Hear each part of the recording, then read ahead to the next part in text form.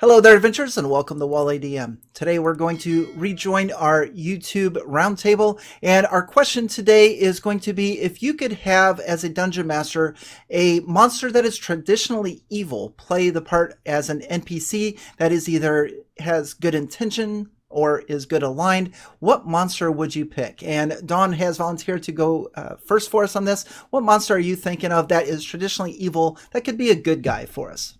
So I initially thought of the Ifrit, and this is because their culture is very much opposed to them being enslaved, but that's essentially what they do to other creatures. So I thought this gives a really interesting opportunity to have an NPC that individual has kind of realized this conflicting viewpoints. Contradictory, that's the word I was thinking for, can be perhaps trying to make amends or trying to kind of fix things in their society. So could be a really interesting NPC, especially kind of perhaps the making amends, trying to help some creatures that it had enslaved. I like that. I would never have guessed an Ifrit, but that makes a lot of sense. That is really cool. Plus, fire. We like Fire's fire. always fun. What about you, No Fun? What monster did you pick? I would choose a beholder. And while the beholder wouldn't be of good alignment, it would have good intentions. And my thing behind that is the beholder, they are always, self-preservation and they're self-serving. But my mind, I could see a beholder having delusions of grandeur that they could be trying to do something for the good of everybody, and they are going to do whatever it takes.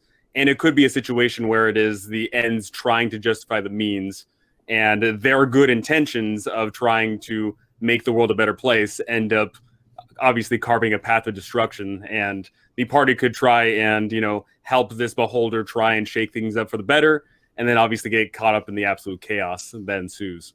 Nice.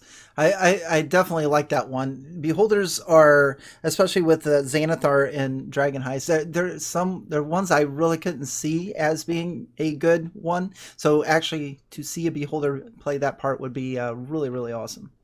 What about you, Fred? What do you have for us? What evil monster is going to befriend your adventuring party? I'm struggling to get my head past the floating beach ball that's tyrant that's trying to take over the universe called Round Palpatine. I like the idea. I can see it'd be mad, but yeah, I love that idea. No, but I won't steal your idea. I'll instead, not right now. Mine is actually I've done this, and Oh boy. yeah, we're in trouble now. I used to troll. I called him Jabba Jub Jub. Yes, I know it's really stupid, but it was intended to be quite stupid. And yes, Jabba the Hutt did occur to me when I was thinking about this. This was a troll that was so old, it had a walker, had no teeth, it lost its regeneration. Generally, it was pushed away from the rest of the trolls. It might have lived in the troll warren with everybody else, but nobody cared about this old troll. And he helped out the party quite a lot, actually, as it happens.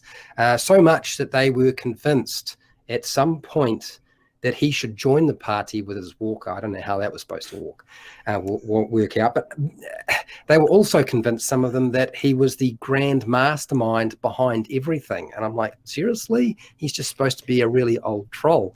So yeah, I've done that. It was very funny. My players loved the character. I hated talking with no teeth. It's very hard to do consistently without ballsing it up. So that was me, troll. I like that idea, Fred. That's really good. Mm-hmm. So for me, it's actually going to be a Medusa. I kind of went with like a Cinderella type of a story, and it was thinking of like the evil stepsisters. So there is this Medusa that is maybe along with her sisters are supposed to be doing all these evil Medusa like things, but this one just wants to be accepted for who she is. Now, it's going to be up to the dungeon master as whether the gaze is something that she can control or not. If not, then we're going to fit her out with some really cool sunglasses so that she can walk around town and not, turn things to stone and things like that. Now, I haven't exactly thought everything out as far as how this is going to go, but just the whole idea of having an evil monster actually play the opposite and actually be good aligned or with good intentions really intrigues me. And I think it's a good way to catch your players off guard, where they're traditionally have an Ifrit or a Beholder or a Troll or a Medusa, where they know, hey, these are evil, it's time to fight. But instead, they just want to hang out or be friends or just want to be different than the rest of them. So I'm going to go with the Medusa on that. And actually, I think it'd be fun to include her in a future game.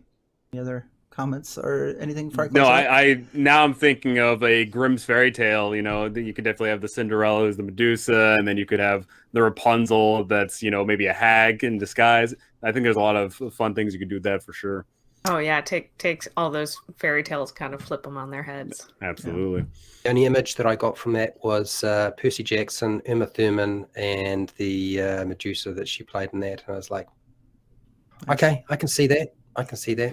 She seemed nice to begin with. Maybe she's got like something that wraps around on top of her head that conceal the snakes and stuff like that. You never know.